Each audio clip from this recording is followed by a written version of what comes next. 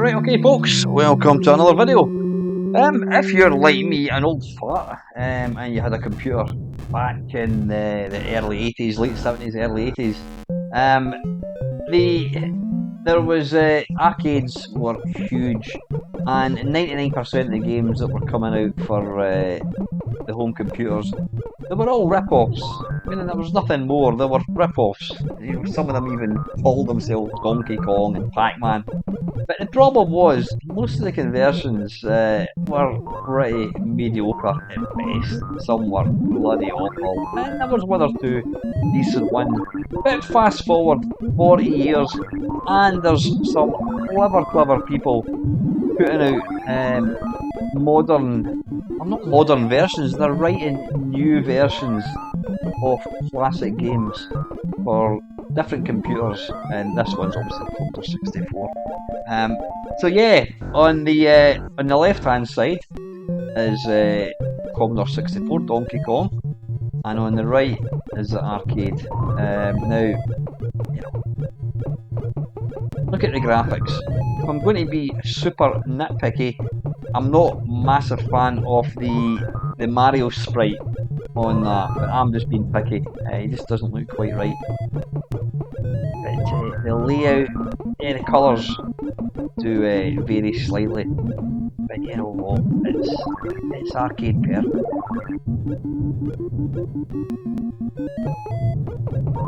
Now, just for effect, I've got both games sound. You can hear them both.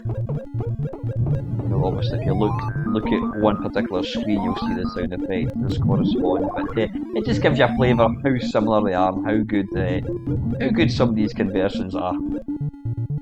But this one came out. I think this came out about maybe 5 years ago. You know, they're not massively modern.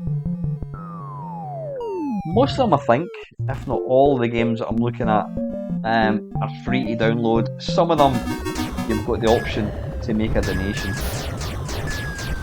Now this next one, Scramble. Now, the way you can tell what the arcade one is obviously that it's the one on the right, but all the arcade versions are on the right.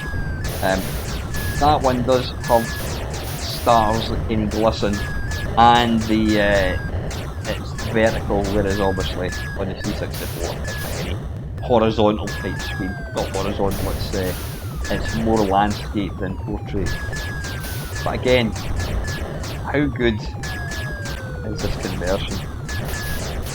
Again, this is maybe 4 or 5 years old, easily findable. You can download these, no problem. Again, some of them do ask you to make a donation. If you want to continue to support these people, then think of doing so. You don't have to, but it's nice to. It's nice when people are putting out these games for free to give something back. Now, I used to play Scramble on the C64 called Scramble with a K, 64, and it was really good. Only downside was the scrolling was awful. But they've really rectified it with this one. It's just phenomenal. They've obviously changed the where the score is and that kind of stuff. But yeah, it just looks so good.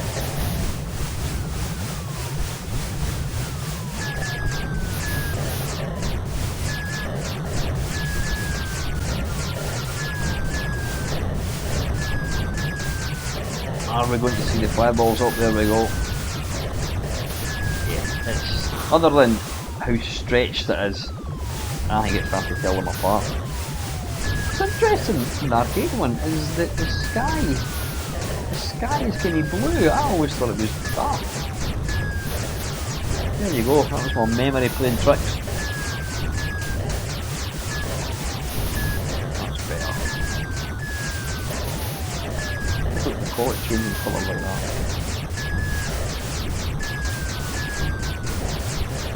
For the record, I have never actually completed Scramble. Probably quite an embarrassing admission. I've got very near, but not quite nailed it. Bollocks.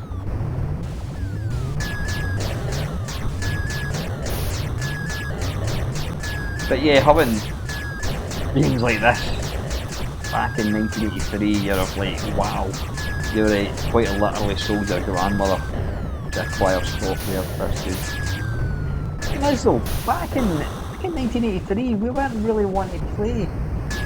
Oh, we did want to play arcade games, but then very soon, about a year later, we were wanting original games. Original games were coming along. Nobody was wanting to play Scramble or Space Invaders. And it's only, 40 years on that we can't get enough of seeing these classic games reinvented with all this sort of extra information and what have you. Now, this one is jaw-dropping. On the left is Berserk on the C64.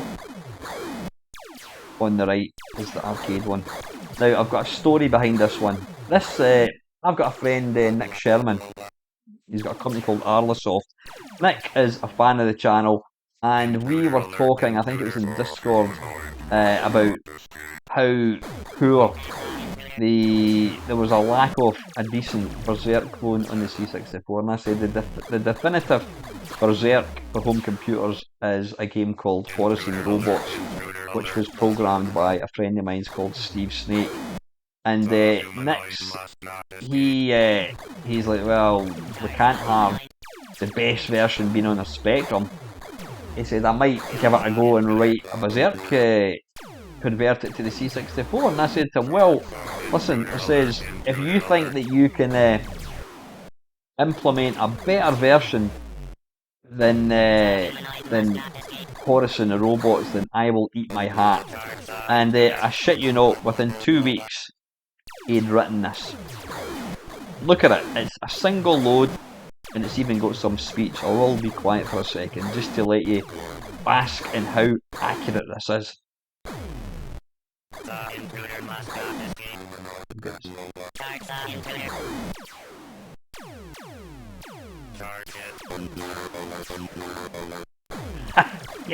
Yeah, the speech is a bit scratchy. What do you expect? It's a single load. But what Nick has been able to do with this game is jaw-dropping. It really, really, really is.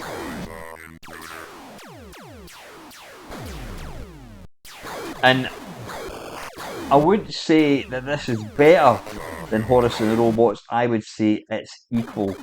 Horizon the Robots is a phenomenal conversion on the Spectrum. This is a phenomenal conversion on the C64. What this one does have, it's got the authentic little man running. Honestly, if somebody was to show me the one on the left in an arcade cabinet, you could be forgiven thinking that was the arcade.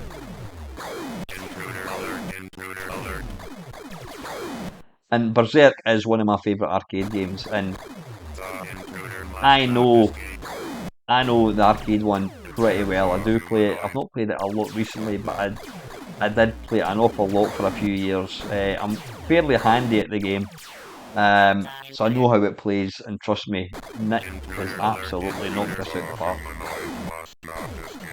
Balls.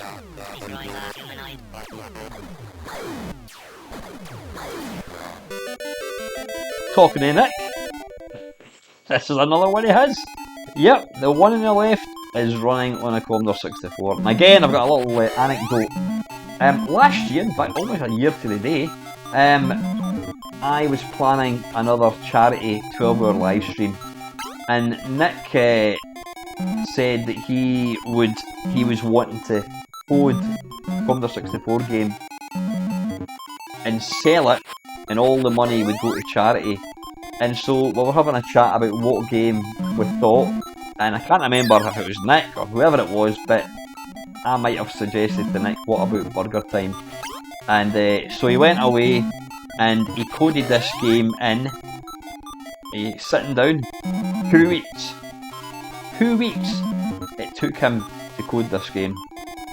The attention to detail in this is, I would say it's almost more impressive than Berserk. Right down to the way the burgers bounce and they kind of fall down. It's phenomenal. The movement, the sprite movement, how good the sprites look. It's incredible. Obviously the colours are slightly different because, you know, the arcade machine had bigger colour palette than the 64. But this is, you know, it's an incredible port. There was a couple of ports of this. Actually, ironically, the best one until Nick programmed this was probably the same name, Burger Time, by Interceptor Software. You'd never normally hear a good game and Interceptor Software in the same sentence, but that was actually a good version. But look at that in the movement!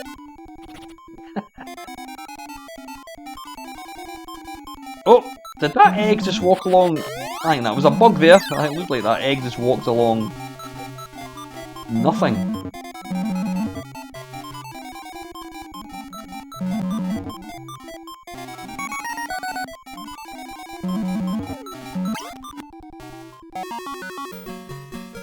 Yeah, phenomenal.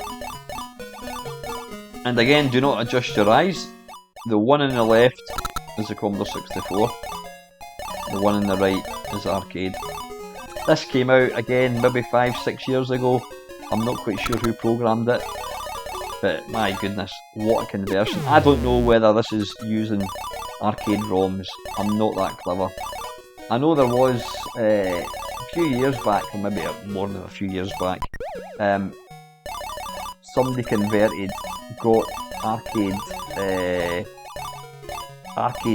asteroids to run on an Atari 8-bit and also the Commodore 64, so it looks and sounds exactly like the arcade. I don't know whether this uses ROMs.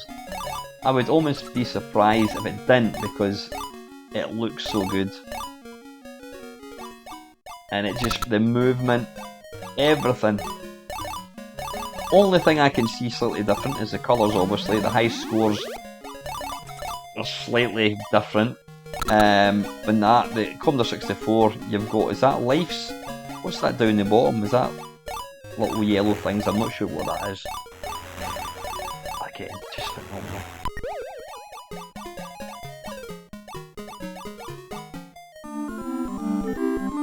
And back to that old, you'll be getting bored of this, Mr. Nick Sherman. This, folks, is a conversion of Galaga. I think this was one of Nick's first arcade ports. Now, Nick apparently only took up programming the C64 about 4 years ago, and I think this was the first conversion that he did. And again, an astonishing conversion. Funny thing was, there was no real versions of this on the C64. You had Galaxy by KingQuest, or Kingsoft I think it was called. But there was no real versions of Galaga. I don't know whether it was just because people didn't want to play it. It's the same with Space Invaders, there's really no Space Invaders close. But yeah, this is as good as you're going to get on a C64.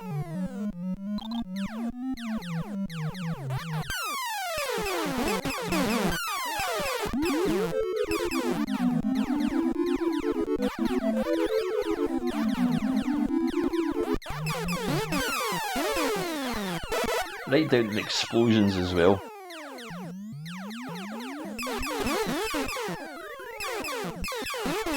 Again, if I'm being super picky, the only difference I can see, the movement's not quite as fluid, but that's obviously down to the hardware. There's not as many glistening stars that you get in the arcade one. You know what? Phenomenal. And sticking with Mr. Nick Sherman, he only went and did one of my favourite arcade games, Galaxian. He did this one about 2-3 years ago. Now this one I think does run slightly slower than the arcade, but this one has been approved by a very special person, Charlie Farr, Dave, good friend of mine. Dave he holds the world, I think he still does. He holds the Twin Galaxies high score for Galaxian. It's something like 2 million. And he's played this and he has verified that it is very, very accurate indeed. is very, very similar to the arcade one. Now, I know for a fact Nick does not use ROMs, he doesn't use any code from an arcade game. He codes them just looking at it, listening to it, and trying to replicate it.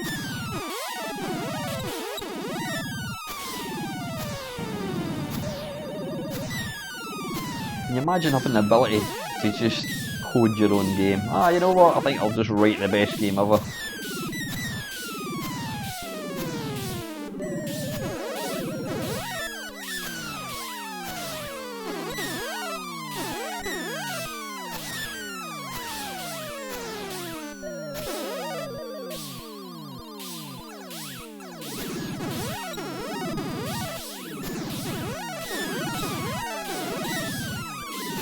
I'd have been very, very happy getting a C64 for Christmas. Not that I did, I had to buy it myself, but anyway, that's another story.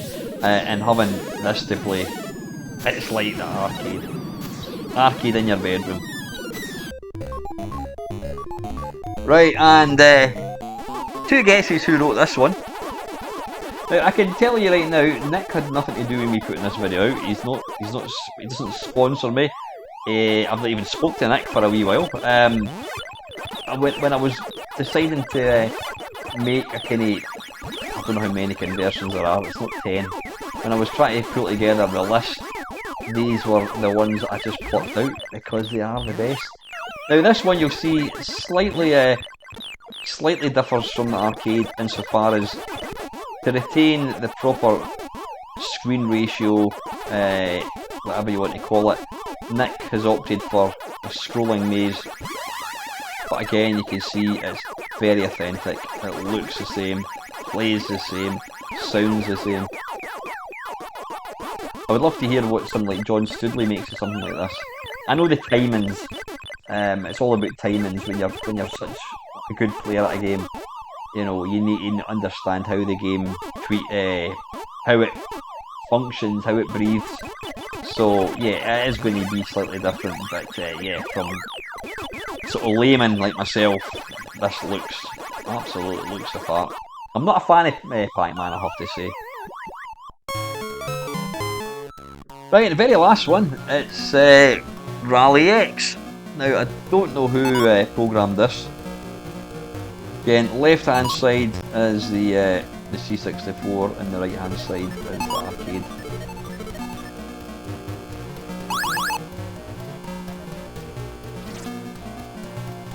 This was one of the first arcade games I really played. I was lucky enough to be in America in 1982, and we were in Reno, Nevada. We were in a casino, and no, we weren't in a casino. Or maybe we were, I can't remember. But I just remember seeing this. There was about 3 or 4 arcade games, and I remember standing looking at it. And the guy was, he had the coin-op box open to this. And then as he got away, he noticed me standing behind him. And then as he stood up to go away, he said to me, "There you go, kid," and he put like 10 credits in the machine, which was really nice. It was the only time I ever played this game. I'm not a massive fan of it. It's an iconic Namco game. You see it, it's been ported to so many systems and these Namco conversions. But yeah, the purpose of this video, folks, is just to kind of really, it's just nice to look at games that, you know, we would have killed to have versions like we've got now. You know, back then, magazines probably would have said, "Oh, there's no way a Commodore 64 can replicate this properly." Well, here you go, 40 years on, the technology and the information and the various, you know, little programs and all that kind of stuff. People are now able to make games almost as good as the arcade. You know, there are others. There's a few other games that have done the same thing. I mean, some of the early ones like Gyrus were phenomenal as well. Rodland, etc. But yeah, let me know what you think of these games. Let me know what you think of the video. Yeah, and finally, folks, as always, thank you very, very much for watching.